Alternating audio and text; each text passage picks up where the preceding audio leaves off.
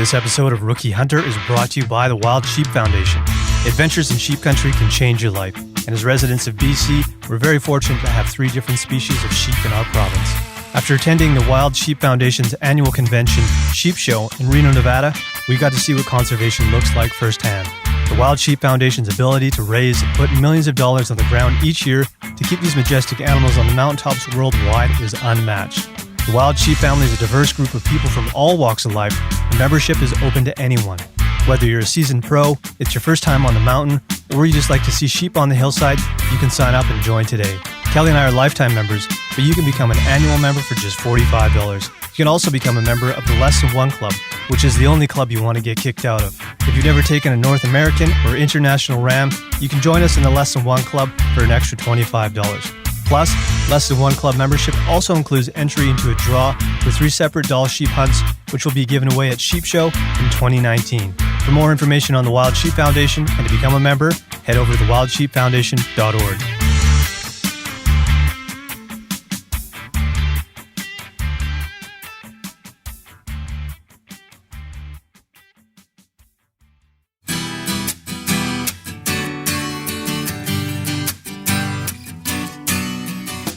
All right, guys. Happy New Year. Welcome to episode 88 of Rookie Hunter. We actually recorded this back on December 19th, somewhere in there. It was from our marathon reporting session that might have got out of control. I don't know. I'll let you be the judge of that. On this one, we were answering all of your questions. We got a whole whack of great questions through Instagram. I think that's going to be a common thing that we do on each episode is to answer a few questions, but we got so many that we decided to dedicate a whole episode to it and had a lot of fun doing it. So thanks to all of you who sent in questions for us. At the moment, I am somewhere in Italy. Kelly's probably made his way back to the Okanagan, and we're going to get back to our regular schedule and current schedule. So if there's any news that's happened, we're not talking about it because, well, this is in the past, and we're time traveling through this episode. So hang tight. We'll be back with the updated and current episode schedule next week, but in the meantime, support our sponsors, the Wild Sheep Foundation. Sheep Show is like a month away, so better get that lined up and get yourself sorted out. North Arm Knives has been our longtime sponsor. You can check them out, northarmknives.com. And if you haven't done so, head over to iTunes, leave us a rating and review. Our website is therookieHunter.com. Everything related to the show, including our contact information, is up there. Feel free to send us an email. Let's get into this episode. Sit back, relax, crack a cold beer, and enjoy this episode of Rookie Hunter.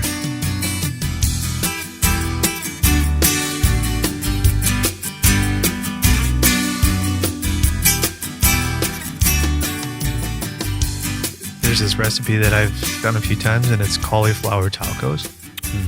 And what you do is you make like a batter, like with flour and milk, some seasoning. Yeah. You know where I'm going with this? You break up the head of cauliflower into smaller little pieces, and then you stir it up into some beef. No, there's no beef involved. You throw it into the batter, and then you spread it out onto a baking sheet. I think you cook it pretty high, actually. I don't know what the temperature is. You put it in there. 450? Yeah, I don't know. Probably not that much, but put it in the oven. You brown it up a little bit, and then you take it out and you toss it into hot sauce. And then you put it back in the oven. So it becomes like buffalo fish tacos. And then you do like nice. I'm all about the hot sauce. Avocado, what was it called? Like a crema? Is that what you call that shit? Like a sauce? Yep. And then you do like just cut up cabbage. And then you do that in a soft taco shell. Nice. A tortilla. I might have to try that. Really good. It's all about the hot sauce. Even just Frank's. Yep. Every once in a while, when I think I'm hungry, dip into the fridge, put a little Frank's hot sauce on my hand, lick it off. Interesting. I didn't know that about you, Kel. But, you know, they say when you're hungry, sometimes it's just that you're thirsty. Or maybe sometimes you just need a little hot sauce. You need a little flavor. Because I'm fine with that. Sometimes I get hungry, I just have a little hot sauce and I'm good. Nice. But it's kind of turned into an inside joke. So every once in a while I get a text from somebody and it's just a video of them going in the fridge and getting some hot sauce, watching the Patriots game or whatever. So, yeah. Well, next time I'm hungry, I'll shoot some hot sauce into my hand and let you know how that works out. Oh, man. So this is episode 2 in a row, Kelly. Are you ready for this one? Yeah. We're answering questions. I don't think Oscar's ready, but Oscar's sleeping. I've been having some fun with the old Insta stories, Kel. yeah, I think I'm a professional now. It looks like you've had a few already. A few. Oh, that was early this morning, but may or may not have. We have a whole whack of questions, which is awesome. Should we get right into them, or do you want to talk about anything else? No, I'm into questions. I'm kind of pumped because we have a lot of them. Yeah. First up, we got Nolan, and he's got 2 questions. He said, if you could hunt one species for the rest of your life, what would it be and where? Nolan from the Journal of Mountain Hunting. Yes. I would say, and this is based on well, it's hard because I haven't hunted a lot of things. Like I haven't hunted mountain goat. Yeah. So I feel like maybe if I had a chance to hunt them, that would be my number one. But I have had a chance to hunt stone sheep, even though I didn't get one. You didn't even fucking see any. I didn't even see one. So, but I would say that would be the one because I want to, if I could go there every year, just to that place. Yeah. I'm good. That's all I need. Yeah. I'm pretty happy up there. I also think it has a really cool connection with conservation because, you know, the folks that are really looking after those animals and putting those animals on the mountain are those conservation groups that are ultimately hunting them too. So yeah, all around, I think it's pretty cool, but really based on the place for me. Mm-hmm. I love hunting mule deer. Mm-hmm. I've done a lot of it. Yeah, it's had some success. It's pretty fun. I like the terrain that we get to hunt in the South Okanagan. Yep. I don't know. I'd be happy if that's the only thing I could do. Yeah, it's a good mix of active, like an active hunt. Yeah. With glassing, but also like the potential for ambush. Like you could tackle it so many ways. Yeah. And it's also a really cool environment because they like to hang out in areas that are a little bit open, and they hang out kind of, you know, where they can see things coming, but they can smell things from the other side. So they like that open area as opposed to whitetails where I find it's kind of ambush only. Yeah. So you can spot them up and stalk them. It's kind of cool. For sure. And I can bring the old dog with me too. Yeah. He's my good luck charm. Was there a second part of that question? There's a sort of a different question. He said, if you could do one last hunt, what would that be? And where would you do that one? One last hunt. Where and why? I don't know, man. Like, I feel like what we're planning for 2019, like a fly-in hunt, stone sheep to a place that is remote, is such a challenge mentally and physically, and is also like, I don't know. I just feel like it's kind of the pinnacle of BC hunting. I think that would be it, which makes me super pumped for what we're doing next year, to think of it in that light. Yeah. To have the opportunity to do it now and not wait for my last, you know, to not wait until I'm 60 to finally save up enough to do this, right? Like, it's a pretty good opportunity. What you're saying is you're going to retire next year. Yeah. That'll be it. We'll see. Kelly's last hunt. We'll see who pulls the straw and the trigger. True. See if we see any sheep too. Yeah. For me, so if I'm picturing this and it's 70-year-old Mike, he wants to do one last hunt, I would like to hunt caribou in southern BC, because that would mean that we got them back. Yeah. In the southern part of the province. That's a good And we one. made progress. Here's a question. When's the last time we've been able to hunt caribou in... Man, I think it's been like 40 years or something like that. Yeah. Don't quote me on that one. It's been a long time though, since we've been able to hunt caribou in the southern part of the province. Yeah. Or the lower 48, because those two groups of caribou, they would go back and forth across the border there. Yeah. But as we talked about before, they're going to capture those remaining ones. I can't remember. There's like 6 left. So there's like 3 in each herd. Nice. They're going to capture them and do their best to bring them back, but we'll see how that goes. Nice. That's a good one. Yeah. We'll hope for that one. Let's hope for that one. 7-year-old Mike gets a caribou. Episode 2046. Yeah. Chris wants us to let people know in BC. If you're not from BC, you can skip ahead 30 seconds here. Your Fish and Wildlife ID expires coming up here And if it is expiring, I don't know if it's expiring for everybody. I think it is maybe, but there's a new system. You have to prove that you're a resident, basically. So I think all you have to do is upload an image of your license. You already updated yours. So what did you have to do? Snapped a photo of my driver's license, and then I uploaded it onto the website. Pretty straightforward. Just make sure you do that. You don't want to have it expired. Mm-hmm. And I think what they're trying to do, just to confirm that everybody who is, registered is actually a resident of BC. I'm sure there's lots of people who hop back and forth for work between BC and Alberta, and maybe it doesn't line up with where they're residents. So I think that's why they're doing it. I know people were complaining about it, but just go do it. It's not that hard. Agreed. A different Chris asked about the moose hunting ban, and wanted to know who was right in the end. What's happening with the moose hunting ban in central BC? I don't know. I mean, the one in the Chilcotin, I think, is a team effort. Yeah. And the province and the First Nation or Indigenous cultures have come together, and they're ultimately working together on that one. But the one that is more central to like Cornell and like where the we area were. we were, they kind of raised a concern.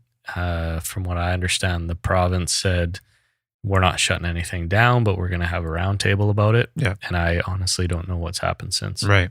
I can't even say who was right or wrong. It's one of those things where we were up in the region, and there's the whole episode about it and all the road access up and stuff up there. So there's definitely some issues up in that region. I'm not going to say who's right or who's wrong. I don't know, because I haven't spent enough time up there. And we did hear some feedback from other folks through emails and things saying, I think you guys might have hit the wrong time or whatever, right? We did hear from 2 guides that hunt in that region. They had a rough year too, though. Right. So yeah, we did hear a bit of a mix. Yeah, and I want to talk to those 2 people. At some point, it's just been too busy, so I'm curious to hear their thoughts on it. So we'll see. So I don't know, man. I'd like to find out what info they have on it, what studies they've been doing, and what the next steps are, because something needs to change, then it needs to change. But if it's political, then I can't get behind that. Yeah, keep your eyes on the BC Wildlife Federation website too, because they'll let you know when roundtables are happening. Yeah, whether or not you can be actually involved in them, but just to kind of know what's happening. Answers that? Yep. Well, it doesn't really, but kind of does. To the best of our ability. Brandon, he said, are you guys thinking of doing anything different for deer next year? Anything you want to try? We had plans for mule deer hunts for this year, which kind of got screwed up because of fires. Yeah, that sucked. I think that was a bit of a kick in the teeth for me this year. I was really looking forward to that trip. And we did ultimately do a hike in, but I really wish we could have went to that first place. And I also have another spot, and that I would love to do too. It's just a matter of how much can you do in a year with all the opportunities. Yeah, with right? what we're planning. Yeah, for sure. I don't know if I would do anything different. I just would like to get out more. Yeah, that's the only. This year was a little bit tough from that perspective. When I compare the previous years to this year, I spent way less time out in the field than I have in previous years. Yeah, me too. Which is probably why I don't have a muley in my freezer. So yeah. On the other hand, we did a lot more early in the season. We got a bear. We were able to do some sturgeon. We were involved in a lot of different stuff. Sheep show, and so I think from a overall year perspective, it was a great year. We had a lot of opportunity. It was fun. From a September to December perspective, we had a lot of time invested in the moose hunt. Yeah, not as much in the mule deer. And I think next year I want to make sure we have some time dedicated to that. Yeah, I would agree with that. As far as anything we want to try, I think that we wanted to, I don't know if we're going to be able to this year based on when our sheep hunt is going to fall on, but we want to do like a high country mule deer hunt. Yeah. And we still might be able to do that towards the end of September, but we're going to be gone for a couple weeks on this sheep hunt. Dates still to be determined. So it all kind of gets planned around that, because we can't come back after 2 weeks of sheep hunting and take off for another week of mule deer. Well, we could, but it might not go so well. And this spot would definitely take a week, I think, I'm thinking, which is in, it's further west. Yeah. So it looks like a pretty badass spot. Yeah, man, for sure. True high country where you're kind of having to really scope out some water spots and make sure you got that all planned out. Yeah. And early September. So you'd be kind of late summer. I really want to try that experience because I don't think we've had it yet. I don't think we've had the early September high country alpine mule deer hunt yet. No, we haven't. I think that would be a pretty cool experience. I would agree with that. Conflicting plans at the moment. I think sheep's going to take priority, so we'll see if that fits in. Yeah, I think it is for sure. Should we move on to the next one? Yep. Morgzs, Morgzs, I think is what this one is. Thoughts on the controversy for closing backcountry access for sled and quads in the Peace region, I think, and some of the surrounding region up in the Peace for caribou habitat. And so with those types of vehicles, the idea is that, especially with snowmobiles, is that they're making tracks into these sensitive caribou habitats, and the predators such as wolves are using those snowmobile tracks to get in and obviously eat caribou, which is one of the issues that they kept talking about down here in southern BC, and maybe that's part of why they've disappeared. And he's also asking if forestry is a problem. I would say all of these things are contributing to the decline in caribou. Caribou, I don't think, are that successful in mating. They don't have that many offspring, so that's part of it. And if it's forestry roads, if it's snowmobile or quad trails, we saw this firsthand when we were up in central BC. All the predator tracks on those roads, it's very clear that they're using those and they're using them to their advantage. So I know it's hard for, there's like snowmobile clubs and ATV clubs, and they don't want this shit to get stopped, right? They don't want their trails to get shut down. They maintain them and they have a good time out there. But I think there's probably other areas you can go. And if it's going to help the caribou, then we should probably try it at least. I don't think those groups are like the biggest problem. I think forestry and taking out from a southern BC perspective is they're clearing out some of these old growth forests, and they depend on the vegetation for feed in those areas. I think that's a huge part of it. So I think it needs to be a combined effort, and everybody's going to have to make some sacrifices if we want to help these guys out. Yeah, I agree. We failed down here. They've been protected for, we were talking about this on the last episode, for like 20 to 40 years or whatever it's been, man. It's been a long time, and it still didn't help to stop hunting. So yeah, it's generally not the hunting seasons alone that are going to solve anything. No. I am on the side of, I err on the side of limiting access. 100%. Yeah. So, and I'm not, we won't make a lot of friends on this snowmobile and ATV community side of things. Won't. But at the end of the day, like, I always err on the side of limiting access. Here's the thing though, man. It's like, we've talked about this a lot. And it's like, if somebody told me tomorrow that I have to stop hunting mule deer in the Okanagan, then sure, that's what I'll do. Yeah. If it's science-backed information, we keep saying that. Yeah. Then yes, no problem. I will stop hunting for mule deer as long as it takes so that they can bounce back. Yeah. Cause it's more about the opportunity itself, not what you want to do. Yeah. So if you have to give it up for 5 years and then your kids can do it, then so be it. For sure. Yeah, I agree. People are always putting themselves ahead of wildlife. Yeah. And they don't have a voice. So I shouldn't say limiting access, just generally. I mean, like limiting access for motorized vehicles. Yeah. That's certain. You know what I mean? Yeah. Like, I think we should be able to access things on foot. And, Horses, even bikes. Like, yeah. I don't know. They don't seem to cause too many issues. Maybe I'm wrong, but I don't know. When you're dealing with motorized vehicles, you're dealing with something totally different. So, yeah, it's a big web of impacts. Yeah. But yeah, I can say confidently from experience and time in the field that roads are the biggest problem, be it logging or ATV or snowmobile. And I assume some of the roads that we're talking about kind of create access for further access for some of these machines. Yeah. So maybe they have to address some of those access points too. Mm-hmm. So we probably lost a few friends on that one, Cal. But well, hopefully we gain some animals. Yeah, for sure. Next one, for those that have continued on, Dylan, he said, regarding our sheep hunt, do you have a predetermined max distance that you'll shoot? And are you doing any prep to address this? Yeah, we've been talking about this quite a bit. Yeah, I think with sheep, the one thing that concerns me is being in a position to accurately identify the age of the sheep, not even talking about the shot. Like, I want to be 100% without a doubt that that's a legal ram. I don't even want to have to look at it for 2 hours. Yeah. I want to know right away, like, is it questionable? Do I have to talk myself into it? Yeah. Because I don't want to be in that situation. So I guess I don't know how close that is because I haven't been in that situation yet. But if you take that out of the equation, I would say like I'm confident to 300 yards because I've been at the range multiple times and I put, solid groups at 300 yards. I prefer to be 250 or less. Yeah. But 300 I'd be okay with. Anything longer than that, I'd probably make an effort to get 50 yards closer, 100 yards closer, whatever it takes. Yeah. What are your thoughts?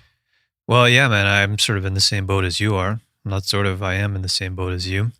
And I want to be able to shoot further confidently, even if by going and saying, being able to shoot really well at, say, 800 yards, if you're talking like long range shooting, will make me feel really good at 400, right? It's like cutting that distance in half and just knowing, what your boundaries are.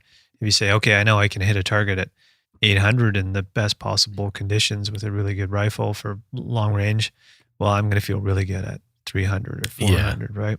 Yeah, I guess. So that 300 is with my current setup, current rifle, current experience. I 100% agree. And this is something that I'm getting more interested in is that long range setup. Yeah. I totally agree. If we can practice out to like 800 or 1,000, and I'm not saying I want to hunt that. No. But imagine how confident you'd be at 300. Yeah. 400. I think 300 to 400 is pretty reasonable, especially if you had a good setup. Maybe even 500. I mean, a lot of these rifles that are coming out now and the education that comes with it is just, they're setting you up for easily 500 yards. Yeah. So I think that's pretty cool to be able to be 100% confident in yourself, which makes it, in my opinion, ethical. You have to be confident in yourself and your abilities, and it's different for everybody. And that your ethics curve is going to kind of be different based on where you're at, right? Yeah. So the sort of what we're alluding to is we do have some plans to prepare for this. They're not set in stone. It's just ideas you and I have been bouncing back and forth about maybe doing some training and stuff like that. So we do want to be able to increase our range and do so ethically, as you said, and feel comfortable going out there. I look at this the same way as I talked about doing that 50K trail run. If I can do that, well, that just opens up a whole realm of possibilities. I know what I can do, right? I've never done that before, but if I do that once, I know, wow, if I need to do half of that, well, then I can do it. It's the same thing for shooting. If you have the confidence to do it, then you're going to feel good. And if you're not confident, then that's where problems are going to come up. Yep. So preparing is key. Technology is a big factor too, because if you go back 100 years, like was a 50-yard, 40-yard bow shot ethical? I don't know. I'm not a huge, I don't have a ton of experience on the bow side of things, but nowadays, like with the technology involved and the amount of, like, you got to put in your time and practice nonstop. But I imagine that with the technology, you start bumping that line out every 10 yards, right? For sure. So I'm excited to see what happens on that front. Yeah. I guess the short answer for me, if I went out tomorrow and I saw a sheep, it'd be 300 or less. Yeah, I would agree. David wants to know about mountain goat meat. What's the best way? You're asking the wrong people. Yeah. I don't know if you've ever listened to the show, but we've never shot a mountain goat before. That being said, I think you just treat it like any other lean wild game. Yeah, I think the low and slow is always a good option. Can't go wrong with it. Unless you're dealing with like tenderloin or something, which I I would do like the short and fast method. Yeah, but for sure. like I think the general rules still apply. The only time I've not been happy with wild game, and I always eat it no matter what, but it's been the times that I've overcooked it. So, Yeah. especially if I'm cooking just for me, I'm totally fine with it being like very rare. But it's when you're cooking for other people where you start to be like, oh, I don't know, like you start to push the boundaries of where this meat is going to be really good or it's going to be like a chunk of rubber. So you have to be careful. You don't want to overcook that shit. So Yeah, I posted a photo of some Brussels sprout salad with a tenderloin, and it was a little overcooked. Was it? And it did get a little gamey. Yeah. So I was a bit disappointed there, but totally agree that if you keep that medium rare, I always think too, like we're hunting this meat because it's clean, it's organic, it's wild. We've heard the phrase, you don't have to kill it twice. Yeah. We've also eaten some of this meat raw, like just shavings or whatever off the elk. It's not going to hurt you. I'm thinking about CWD right now, and I'm really hoping it doesn't show up in BC. Let's hope not. Right now, I don't think we have to worry about it. So I don't worry too much about the meat being too undercooked. Yeah. What do we got here? I don't know. We haven't named any of we're on to our third bomber already. So Kelly, tell us what we've consumed in the period of 2 episodes here. Right now, it's the Driftwood Brewery Blackstone. Okay.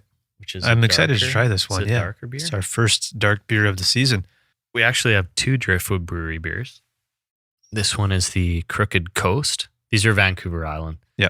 This is an alt beer, which was good. I think that's kind of, does that mean wheat beer? I don't know, actually. I shouldn't say it, but it was good. Amber ale, hops, Munich malt. Munich. Yeah. Kind of German. And this is the Aussie OIPA. Fernie Brewing Co. Yeah, Fernie's got some good ones, man. Yeah, this one was good. Mm-hmm. It is. Some of these beers are pretty strong. This one's like 7%. Jesus. Amber fluid, chock full of Vic's Secret and Enigma hops. Cool. Yeah. Next They're all question. good. Yeah, they are. They're all delicious. They all pass the test. Yep. Next question. Okay. Derek has he's got a question with a follow-up question. He said, anything that you're excited for the next season in regards to gear? I'd say, yeah, we want to get at least one Hilleberg. And we've been looking at it. The hardest part is just deciding which ones we want to get. Yeah, it's like going to a restaurant and the menu is like 4 pages long. Yeah. So I don't think we can go too far wrong with them. It's just like, it's the comfort versus weight kind of thing, and weight different isn't that much. Footprint. Yeah, footprint is something to consider. But the more you and I looked at it, and we were like, actually in the studio here, we were like measuring it on the floor, and I think any of them are going to work. It's just like, how comfortable do we want to be? So what do we look at? At first we were thinking the Nalo GT 3. Yeah. Because the theory is we want 1 3-man tent and potentially 1 2-man tent. Yeah. And in most cases we could take the 3-man alone. And if we get into a situation where there's, 3 or 4 of us, we could potentially take the other one. Yeah. But the 3-man tent that we were looking at originally was a Nalo GT. And then we started looking at the Kadum. Yeah. Which I think is how you pronounce it. And that one is really cool because it's essentially the Nalo, but instead of sloping down at the feet end, it actually holds the ceiling flat right across the board. So if you have 3 guys and it's raining and crappy, you can sit and play cards all in that tent, and one guy isn't like hunched over on the one side. Yeah. And then you've got the big vestibule for all your equipment too. So your packs and shit aren't in there. It's just your sleeping bags and that. A little bit heavier, which I don't think is a deal breaker, but the problem with that one may be the footprint size. Mm-hmm. So we're going to talk to a couple folks about that. Yeah. And if any of you guys listen have any thoughts on that, if you have experience with any of those Hilleberg tents, let us know. But we're going to hopefully end up with 2 of them, 1 for sure. Excited to try those out. So we'll keep you posted on that. Any other gear stuff you're thinking for next year? Rangefinder. Yeah, we talked about that. Don't have to go into too much detail there. No. I see Loopold has a newer one out that's like rated to, I think it's 2,800. It's like everything else. It just keeps getting bigger and bigger, which, I mean, I would be fine with anything 12, 1600. I feel pretty good about everything we have. Yeah. Just like little extra things, like a rangefinder. Yeah, literally the only things on my list, I think. Oh, down pants. So you know how we have the Sitka down hoodie? Yeah. The equivalent, but the pants version? Yeah. I would love to take something like that on the sheep hunt. Yeah. Other than that, I think I'm good. Yeah. Tent, rangefinder, down pants. Follow-up question for this year. What worked for gear and what didn't? I can't say anything didn't work, man. I'm really happy with the Sitka gear that we have. I wore it constantly. I wear it on a daily basis. Actually, I've got is this the heavyweight hoodie that I'm wearing? Yeah. Yeah, I love this thing. Wear it constantly. Nice. The jacket. That's actually one of my favorite pieces of gear. Yeah. And you wouldn't think it. And when you're looking online and you're like, I don't know, is it the Sitka? Like, is it just this little piece that is, oh man, that I should order? Or should I order something else and like just supplement that layer with something else that I can find? I think we can both say that layer is the most used thing we have. Yeah. Right? Like, it doesn't matter if it's early morning, cold September, and then it kind of goes into super warm, or you're hunting in the winter. Like, that layer is kind of the foundation for me. Totally. And the Jetstream jacket. I also wear that constantly. Mine is solid green, yours is camo. So I wear mine as like a regular jacket. So I kind of wish I would have got solid color on that jacket. So the full hunting season, man, all I wore, which is kind of surprising, was my base layer, Sitka Merino, this heavyweight hoodie, and that jacket. Yeah. That's it. And I was warm. Yeah. I busted out the down hoodie once in a while, kind of to test it, but also just because it was comfortable. Yeah. I did finally wear it when I was on the West Coast there. Yeah. It was quite nice. Yeah. Was it cold there, or you just? It was just, you get some wind coming off the ocean there. Like moist, cold. Yeah. And we're sitting out cooking on the docks there for quite a while. Did you find that it soaked up any moisture? Or? I was pretty drunk, Cal. I'm not going to lie. Yeah, I don't know. Like, I was just wearing it kind of hanging out. And I mean, maybe an hour and a half or something like that. On the moose hunt, people were kind of like, yeah, you kind of look a little goofy with that thing on because it's big, right? Yeah.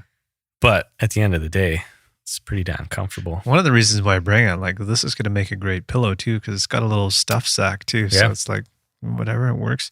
Yeah. But that thing's super warm. We just didn't get into, like, I kind of had hoped to get into some of the stuff we've had in previous seasons when you're out and it's like minus 15, minus 18, and it's freezing cold. I would have liked to have actually tried it then and just see what that felt like. I will definitely bring it on the sheep hunt. Yeah. Because I watched Stephen Drake has a vlog on YouTube. Yeah. And he talks about his hunt with Connor.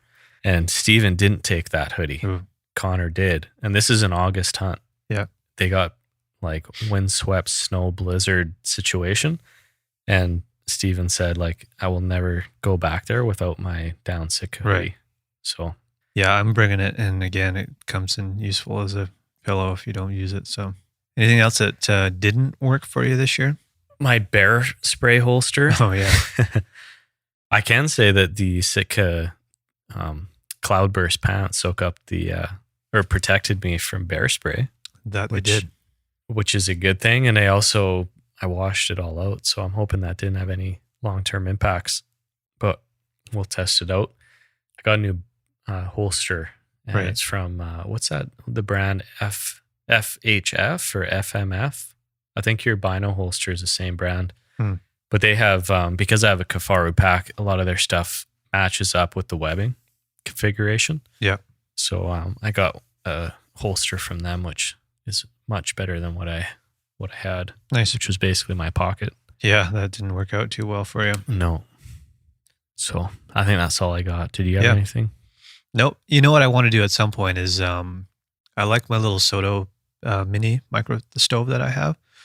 But I have that, it's more of a 2-person cook set that I bring out because, again, some of the stuff that I have bought is so that Ashley and I can go backpacking. Her and I do a few trips every year. If it's, it's a one night or a couple nights or a full week or something like that. I like to have stuff that her and I can also use, but it kind of is heavy and it's not ideal. So that's takes the only up some space. Yeah, for sure. And I can actually bring less of it, but I wouldn't mind just like one thing that goes on there and I can just eat out of it and that. But it is nice to have 2 pots. You know what I mean? Or you mean like one pot? Yeah, And then more you just like use what that? you guys have with your jet boil. Like because we have more of a combo setup, whether Yeah. it's the MSR or Yeah. Well, it's interesting because the grass is always greener. Because when I'm looking at mine, I'm like, oh, damn, I wish I had another pot right now. Right. But I do think that if it's a matter of what you can get by with, Yeah. one pot's fine, especially when you're dealing with like, whether it's freeze dried or homemade, like in a bag, all you're doing is dumping it in anyways. So. Yeah. I can get by with one of those pots. There's also plates and like little coffee mugs and stuff that come with it too. And it seems like every time I bring that, people are always using it. Yeah. Anyway, so coffee it comes mugs in, especially. Yeah. Yeah. Somebody melted one of them. Was that me? Yeah. On Garrett's stove in the teepee. Oh, Jesus. It's still going though. It's still fine. When you wash it though, it fills up with water. So you have to drain it out. Right. And there's a little cut mark on the stove. Yeah. Anyways, so it's maybe it's not as bad as I think it is. It just takes up a bit of room, but I'm actually able to put stuff inside of it too. So those little coffee mugs, I put all my spices and stuff in there too. Mm-hmm. And actually the little stove actually fits inside of one of those coffee mugs too. So I'm kind of able to make use of the space inside of those pots to bring more stuff. So right. It's not all bad. It just feels a bit bulky. And that's the only thing I've always felt like, maybe I should have something else, but it works fine. So it's not a must. It's just something I've been thinking about. Everything else has been great. Cool. John wants to know what kind of processing we do with our sausages, salami, and jerky. So we've made a lot of our own sausages. We need to do some of that coming up here, Cal, because we do have some mule deer meat we need to use. And we also have the pig. We have fat from a pig that we raised and harvested ourselves, which is pretty cool. Puts you one step closer to the whole process rather than having to buy that stuff and that. So sausages, I'd say we've had mixed results with. They've always been good. The first batch that you and I did, I think was probably the best, man. We did 2 different kinds of sausages and I thought those ones turned out really well. Mm-hmm. I don't know if it was the second time we did them, we did that fucking huge batch with that was hard to manage with the elk, and that was just stupid. We'll never do that again. Although the Vietnamese one still turned out good. Yeah, everybody loves the Vietnamese sausages. If you guys have Stephen Rinella's guide to big game, that recipe is in there, and you can sort of adjust it to your liking. It uses all fresh ingredients and there's chilies and stuff in there. So if you want them a little bit hotter, you can just cut up some more and put them in there. And everybody who's had those absolutely loves them and actually keeps telling me to make more of them. So I think we need to make that a priority for the new year here. Yeah, I agree. So anyways, what I'm getting is we've only really made sausages. Fresh sausage. Fresh, yeah. But fresh sausage. Sausage. For salami, we've brought stuff in. What have we done? Summer sausage and pepperoni. What else? We did the smokies for the bear. We've brought all that stuff in to be done for us. Sometimes it's better to leave it to the pros. Yeah, I mean, I would love to try it. It's just a matter of doing it. Also, I think if I was going to try it, I would wait until I had a actual sausage stuffer. Because you really want to make sure that everything, I don't know. Isn't that a tip from Corey? Yeah. I mean, you want to make sure that that casing is stuffed well, especially I think if you're doing the hanging method when you're smoking. I think that's one thing I would want to get in terms of gear before we start moving into that. Yeah, on the more of the dried meats. Yeah, like cured and smoking your own pepperoni. Yeah. That's kind of what I'm hoping to accomplish with this pig that we have too, and doing this ham and that, learning stuff that I can apply to wild game. It doesn't feel like as much as a gamble to do it with the pork for some reason. Yeah, I mean, wild game is just like so precious. Not that I'm going to waste any pork meat, but it's like, I don't know. It's just different. Here's the thing: you can get another pig next year. Yeah, I probably. But do you know you're going to get a mule deer? Yeah. So I can go and buy a pig tomorrow if I want to. Exactly. Yeah. So yeah, there's something precious about your own wild game. Yeah. Although there is that connection to this pork because we had to kill him.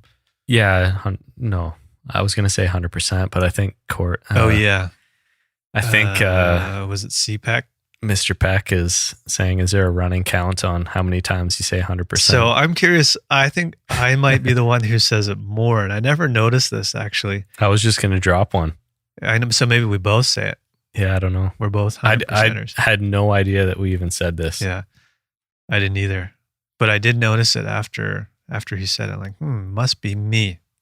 So I don't know what the running count is for 100%, but we'll try to say it less. I apologize. Apology accepted. 100%. What the fuck were we just talking about? Sausages. Oh, sausage. Casings. Stuffers. Right. So I think what's going to happen is we're going to try it. But right now we have only done the fresh kind. Yep. More to come. More to come. We'll keep you posted on that one. I guess if you want more information on it, listen to the episode with Corey. Yeah, he had Pearsall, some good stuff on there. which I can't remember what number it was. I feel like it would be 60, 70-ish, somewhere in there. I've been, Ashley's been asking me to do this forever, and I need to do it.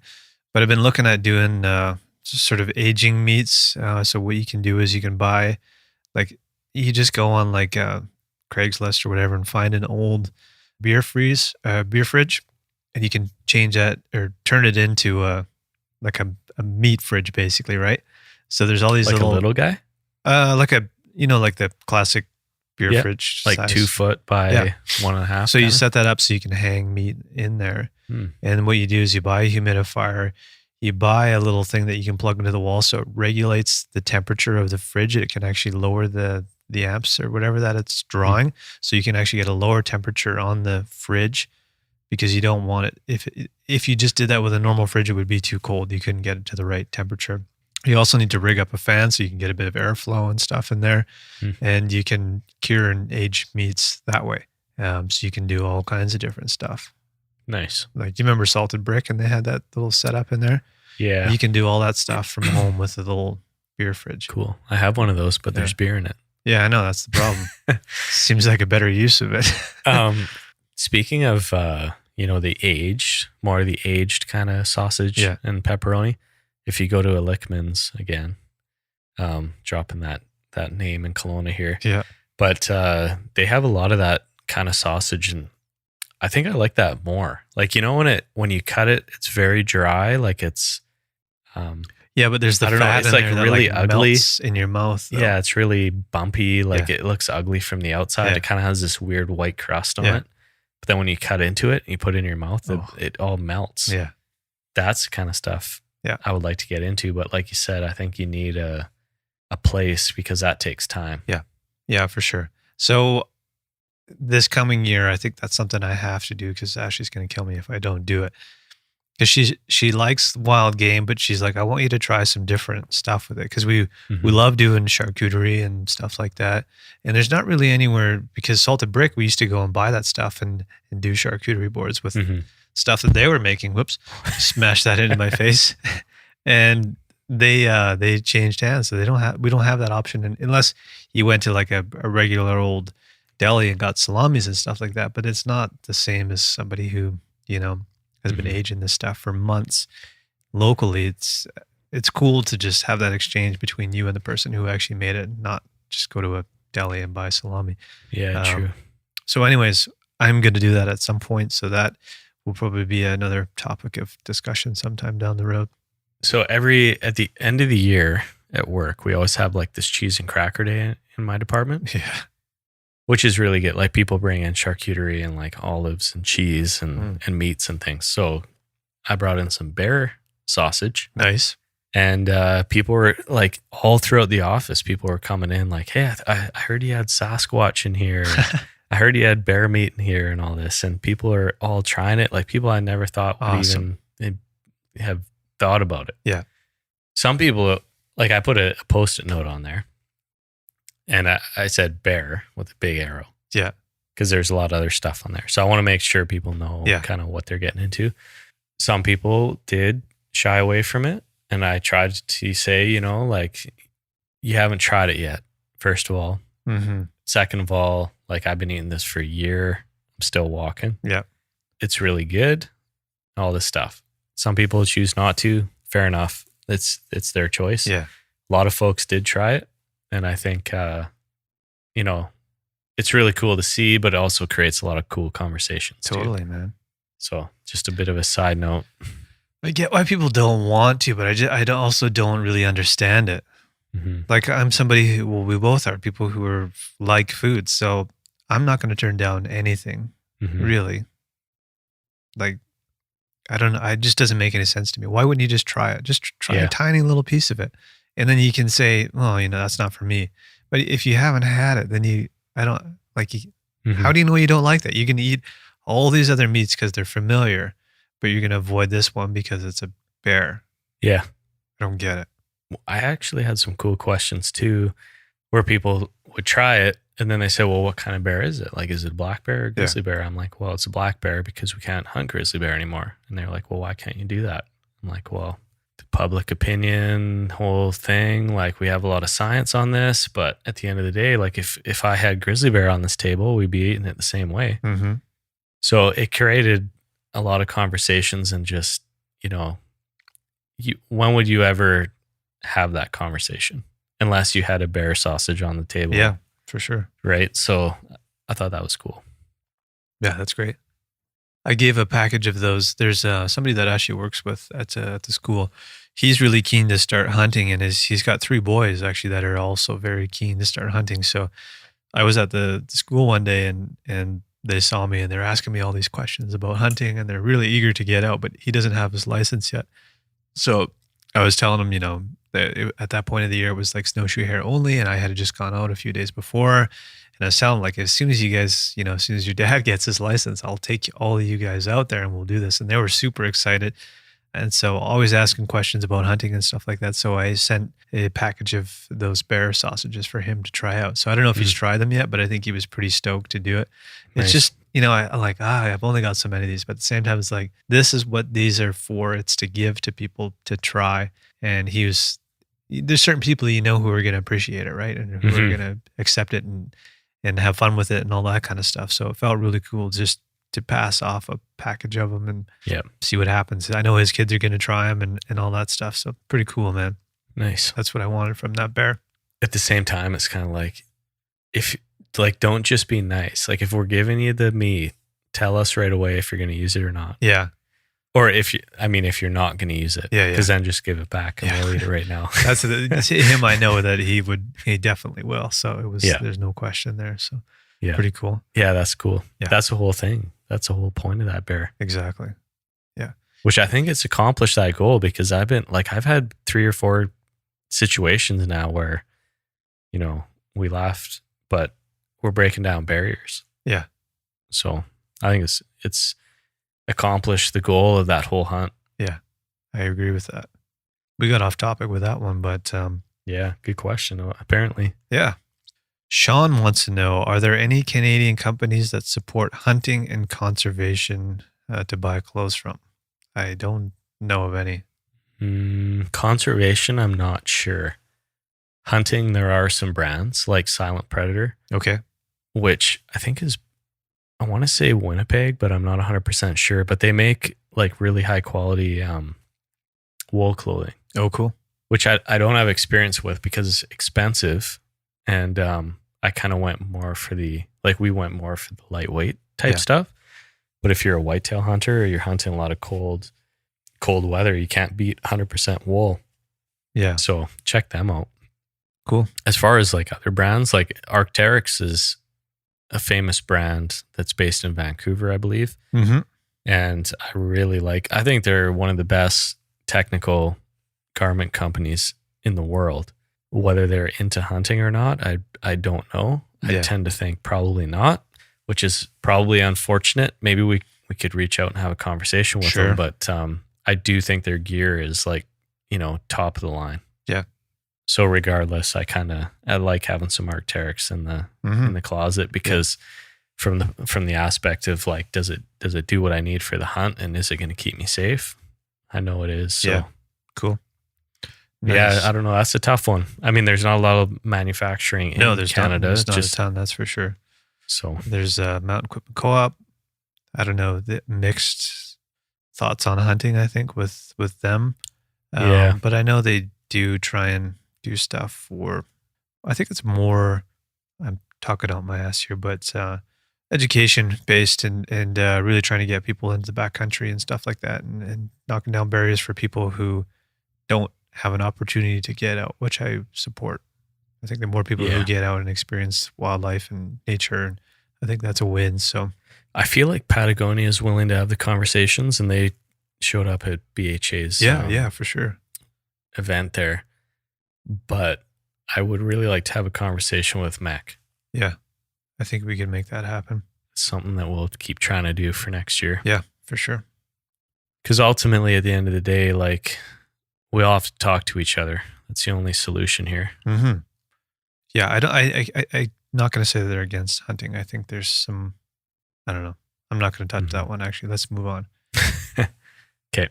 No Fish Wilson. I think that's what the name was. Kelly, what do you want for Christmas? That's what they want to know.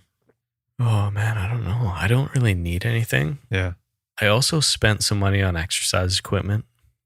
Yep. Like the Bowflex dumbbells. Did that show up yet? No, it's shipping. I also had a bench show up. So I think we both have some incline, decline benches now. So I don't know. I kind of, messed up my chances of maybe even getting a Christmas present this year. And I also have everything. Like, I think we're in a good spot now. It's only taken 5 years. Yeah. But we have pretty much everything we need. So yeah, we're spoiled. Like I said before, rangefinder would be awesome, but that's not a cheap. Mm-hmm. I got nothing on my list either. Yeah. I'm going to Italy next week. You know what I want is some dark rum and some eggnog. That sounds pretty. You know what? I was almost thinking about doing that tonight. Yeah. There's still time. We've got one more episode to record. You have eggnog here? No, but there's a Safeway down the road here. Nice. Yeah. We're both spoiled and we are feeling like we have everything we need, which is nice. Are you going to change the name of the podcast to Intermediate Hunter? We get this question a lot. Yeah, I mean, it doesn't really have a good ring to it. No. It's like 13 syllables. I don't know. Well, let's put this out to you guys. We get this question a lot. We talk about it a lot. Should we change the name at some point? And I can't say we're expert hunters. That's for damn sure. Never will be, I don't think. No, and that was the point with the name from the beginning, was like, there's always going to be stuff that we're learning, is if it's, hunting a different species, hunting a different region, if it's fitness stuff, there's always going to be some sort of rookie element to improving and becoming a better hunter. I don't think you could master hunting ever. Mm-hmm. You could probably master one thing, right? But you couldn't master it as a whole, I don't think. Yeah. And we live in a province that has a lot of opportunity. So from like a marketing perspective, we said, well, are we limiting ourselves with the name Rookie Hunter? Is it only going to be new hunters that listen to it? And are we missing the opportunity to talk about conservation and our hunting experiences with people who are experienced, right? So we talk about this on occasion. It pops up every once in a while. So what do you guys think? Should we switch it up? Should we change the name? Should we keep it? I don't really know. And it's not an ego thing. It's just like, can we reach more people if we change the name? From our perspective, we haven't changed it yet. So yeah, remains Rookie Hunter. Rookie Hunter, part of the appeal to that was the accessibility factor. Mm-hmm. And ultimately we want to reach people and be that bridge, because we had to convert from non-hunting to hunting, and we kind of know what that feels like and what that looks like. So be interesting to hear some feedback. Yeah, for sure. Let us know what you think. Todd says, have you thought about having other rookie hunters on? Yeah, we have. And we have had other rookie hunters on in the past. We kind of sucked for interviews this year. And it's hard enough for Kelly and I to get together sometimes. That's why we're recording 3 episodes tonight. Holidays are part of the mix. But we want to do it. And what we had hoped to do was to take some guys out to do some small game hunting, and we just couldn't get them out. So at some point, I still want to do that with those guys because they haven't gone out and hunted yet.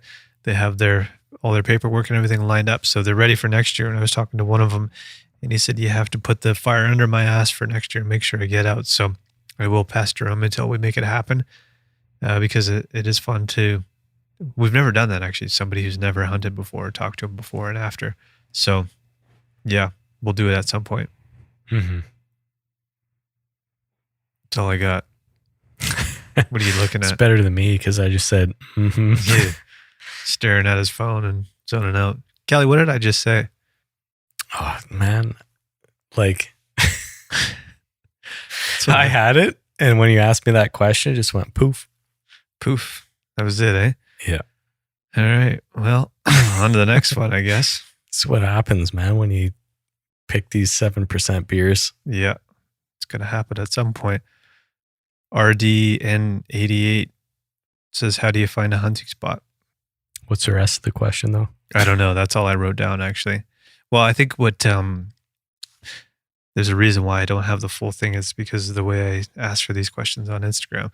But I think what he was saying was that, like, he hasn't had much luck. He's spending more time looking for a spot than actually sitting in a spot. Maybe that's part of the problem. I have the question here. It says, how do you guys find a spot, in quotations? I drive, walk all over, and all I see is forest. Well, it's nice to be in the forest. Yeah, I mean, I think he's found a spot. Yeah. But is he seeing sign? That's the main thing. Yeah. Yeah, it really depends on the region. I mean, you want to try to get away. Go on Google Earth. Take it, like, zoom out a little bit. See where all the roads are. And try to get, like, as far away from them as possible. Mm-hmm. First step, definitely you're going to want to see some forest, but keep going. And the further you get, you're probably going to start seeing animals. So the one thing that we notice is there's the city animals, and then there's the wilderness animals. And there's a bit of an empty spot between the two. Yeah, so, I saw a nice 4-point mule buck in the city yesterday. Yeah, in the backyard. So you kind of have to, like, it's a little tough. You start walking past all those city deer that are close by, and then you got to keep going and get to the low pressure deer. Mm-hmm. There's a good couple kilometers of walking in there between the two, at least 4 in the area that I'm thinking of. So, yeah, I don't know, man. I think it's just it's all trial and error. Yeah, and I don't know, as soon as you find sign, then that means there's animals in the area, right? Yep, sign is key. Yeah, and time in the field. Yeah, which I think is the main thing. Yep, and that's the hard part. Like, what I've learned is there's no easy answer. Yeah, and we're literally doing the exact same thing he's asking with our sheep hunt. Like, well, what lake are we going to fly into? Yeah, there's no easy answer because you're not going to know 100% if the lake you fly into is the best one to go. But you kind of have to piece together the puzzle as best you can and hope for the best and put in as much effort as you can. Yeah. And a lot of it comes down to the time in the field. Yeah. And if you put that much time in the field and you're not seeing anything, then you got to switch it up. Yeah. Keep doing that until you find some sign. Takes us to the next question here from Garrett. He's wondering if mule deer migrate. And I don't know a whole much about mule or whitetail. Jesus, the beer's starting to kick in. I think we have to reconsider the amount of podcast to beer ratio we're doing. So I did some research, Kelly. I did a couple of readings as well. A couple of readings? That's good. So let's compare our information. Okay. What I found out was whitetail will typically stay within like a 2-mile radius. But to travel to their wintering range, we're getting out of control here just for anybody who's wondering what's going on. They will travel as far as up to 20 miles between their winter and summer ranges. Yeah. Now compare that to mule deer, mm-hmm. who can travel up to like 150 miles. Yeah. So I think we both kind of came to the same conclusion, which is if you're thinking eastern whitetail, they're probably not moving too much. Yeah. But if you start moving to the west, they may not move as much as mule deer, but they probably are moving to some lower snowpack zones and some thermal cover. Mm-hmm. So some lower elevation type thermal cover. Yeah. Probably more in the, I read like 10 to 20 mile range, but they're not moving like, some of the mule deer migrations are the longest in North America. Yeah. So whitetail was 20 at like a maximum. That was sort of exactly. Yeah. Like, I think in some instances they would go a little bit further than that, but like that was 20 is pretty far. Yeah, and probably more like up to 10 max. Yeah. It's probably more likely. Yeah. They're just like dipping down a little bit to get out of some of that severe snow weather. Exactly. Is kind of what I gathered. Yeah. So thanks for that question, because it's nice to just do a bit of research and find out, because I didn't really know. Mm-hmm. I had some ideas, but Kelly, we just got a story or a question from Emery Will 22 saying, would you ever hunt New Zealand? And my answer to that is, does the Tin Man have a sheet metal cock? Agreed. Don't have much to add to that one. I think you nailed it. I think we solved that one. Well, let's move on to the next question here. It's a resource and time issue on that one. Yeah, well, we're not an interest. Chelsea wants to know if we've ever gone cougar hunting at the Blue Gator in Kelowna. Oh, the local pub. Just down the road, right around the corner. Short answer is no. But there's a lot. There's a lot of cougars down there. We know that much. Scouting report, A+. Yeah. Well, what else do we got? On to the next question. Major McLean wants to know what we do for energy snacks. And I think he was talking about day hunts. Mm. If you've listened to the podcast, you'll know that I'm a big fan of dried mango. Yeah, dried mango is great. You know you have to get the right stuff though. The stuff at Costco in those big bags is so good. It's not covered in sugar. It's the organic ones. Yeah, those ones are great. But if I bought some dried mango since, and it's not good at all. They cover them in that sulfite shit, which is like a preservative, and they're not good. With the organic ones, they actually tell you to put them in the fridge once you've opened up that bag. Oh, okay. Yeah. I did not do that, but I agree that I think they'll still last anyway, but those ones are great. Yeah, whatever that powder is they put on those other ones is they're kind of gross. So I always like to have a lot of the Pro Bars. Yeah. And typically they're not the cheapest things, but they have about 350 calories in one bar. So I like to take one of those. I'll usually stock up on them in August. Yeah. Just knowing that I'll probably have a trip coming up. So I'll buy like whatever I need for that trip. But I'll also buy a whole bunch of extras just for day hunts. Because for a day hunt, if all I take is one of those Pro Bars, I'm usually pretty good. Yeah. There's a grocery store that I go to quite often, and they, for whatever reason, it seems like they always have Cliff Bars on sales, and they sell them in cases too. So whenever I see a crazy sale on them, I always just buy a box of them. Yeah. And I throw them in my hunting bin. I don't really like them, but I just have them in my pack for days that I need a little extra boost. They just come in handy. It's almost like from a safety angle. True enough. I've made little kits for both Ashley and I for our packs, and both of them have a couple of those in them. Just if you get stranded for a couple of days, you can live on a couple of Cliff Bars for a couple of days if you needed to, right? So, and you do need sugar and you need salt. Yeah. Like sometimes you look at these things and you're like, I wouldn't eat that normally. Mm-hmm. But like when you're out there, you do need more salt. You do need more sugar. Yeah.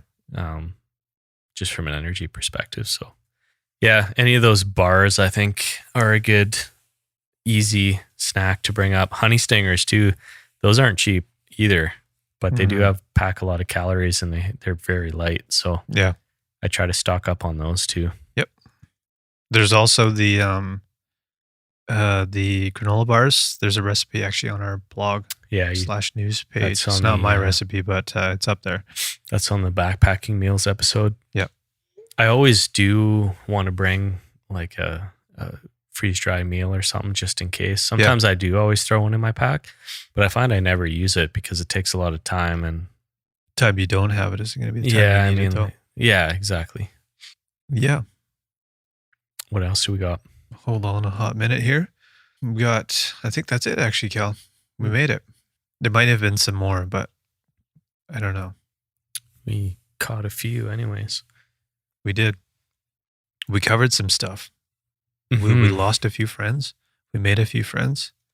Yeah. And we had a few You beers. can't make everybody happy. That's one thing I've learned. No, you can't. And you also have to be honest to yourself. But throughout the process of doing this podcast, we've also changed our thoughts on a lot of things, and that's all part of it. So, if we do say something that you disagree with, then we encourage you to reach out to us and tell us why you disagree. And you might change our minds on some of these things. And we always encourage the opportunity to learn something new. So don't get mad. Just reach out. Yep. Talk. I was going to say 100%. Is it me that's saying it? I don't know. Maybe it's both of us, man. It must be because you've been. I've almost dropped it twice. Yeah. I don't know. I'm going to have to listen back here. Mr. Peck might be onto something. He might be. So we'll do our best to stop that. 99%. 99%. Well, should we call that an episode and move on to number 3? Cheers. Cheers. This episode of Rookie Hunter was also brought to you by North Arm Knives. North Arm Knives are handcrafted and sold directly through a father and son team right here in British Columbia. Choose from a selection of outdoor knives, kitchen knives, and custom engravings from northarmknives.com. They ship internationally and guarantee all of their work. Kelly and I have put their products to the ultimate test and give them our stamp of approval. Head over to northarmknives.com.